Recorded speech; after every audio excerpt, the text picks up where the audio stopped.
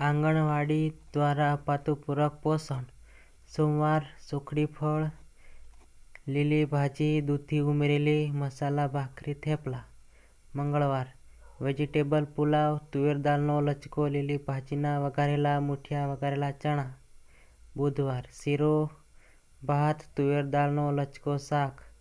ગુરુવાર લીલી શાકભાજીના વઘારેલા મૂઠિયા ફળ, શાકભાજી ઉમેરેલા પુલાવ, વઘારેલા ચણા. શુક્રવાર શીરો, સુખડી, દૂધીના થેપલા અને વઘારેલા ચણા.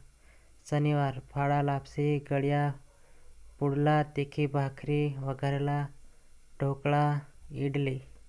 તો મિત્રો, તમારા ગામમાં આંગણવાડીમાં આ નિયમો પ્રમાણે ચાલે છે તેની તપાસ જરૂરથી કરવી. જય માતાજી.